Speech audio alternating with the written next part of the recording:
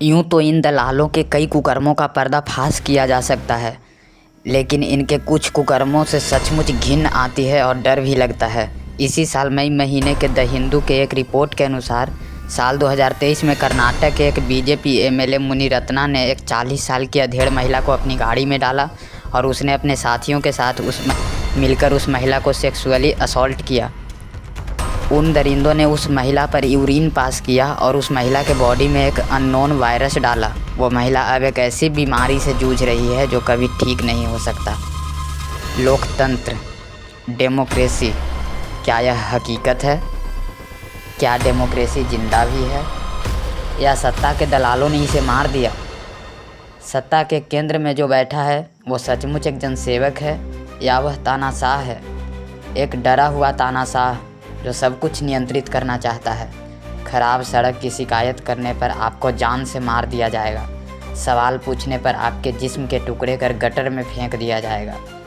इन दलालों ने मीडिया को अपनी गोद में बिठा रखा है। विधायिका, न्यायपालिका और कार्यपालिका इनकी इशारों पर नाचती है। हाय एवरीवन, प्रहलाद कुमार को सुन रहे हैं आप।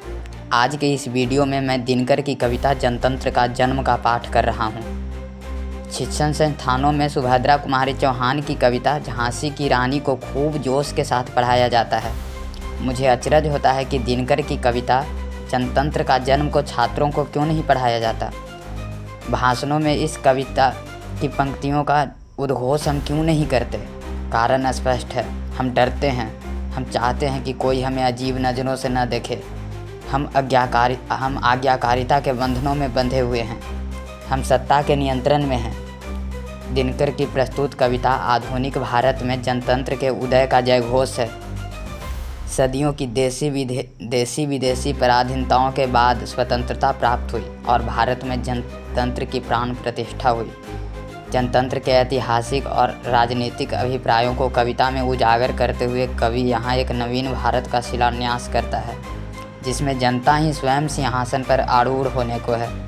इस कविता का ऐतिहासिक महत्व है। दिनकर ने यह नहीं सोचा होगा कि आज़ादी के 70-75 सालों बाद सत्ता के दलाल जनतंत्र को अपने झोले में डाल आग लगा देंगे। जनतंत्र का जन्म।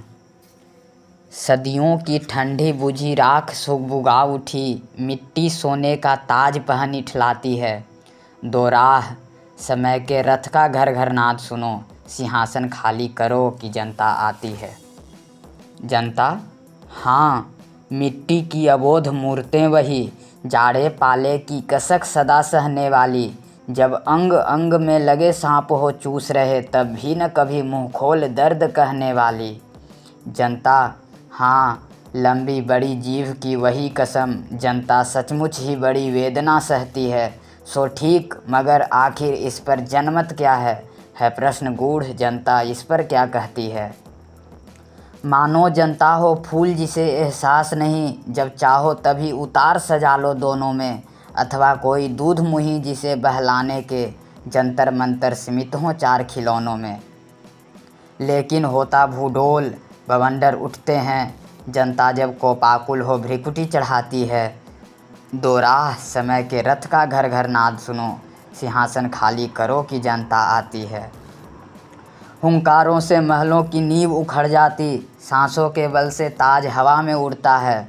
जनता की रोके राह समय में ताव कहाँ, वह जिधर चाहती काल उधर ही मुड़ता है। अब 2 शताब्दियों सहस्त्राब्द का अंधकार बीता, गवाक्ष अंबर के दहके जाते हैं।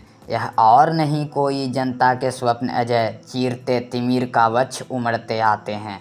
सबसे विराट जनतंत्र जगत का आ पहुँचा, 33 कोटि हित सिंहासन तैयार करो। अभिषेक आज राजा का नहीं प्रजा का है, 33 कोटि जनता के सिर पर मुकुट धरो। आरती लिए तू किसे ढूंढता है मूर्ख, मंदिरों राजप्रासादों में तहखानों में। देवता कहीं सड़कों पर गिट्टी तोड़ रहे, देवता मिलेंगे खेतों में खलिहानों में। फावड़े और हल राजदंड बनने को हैं, धूसरता सोने से श्रृंगार सजाती है। दो राह समय के रथ का घर घर नाद सुनो, सिंहासन खाली करो कि जनता आती है।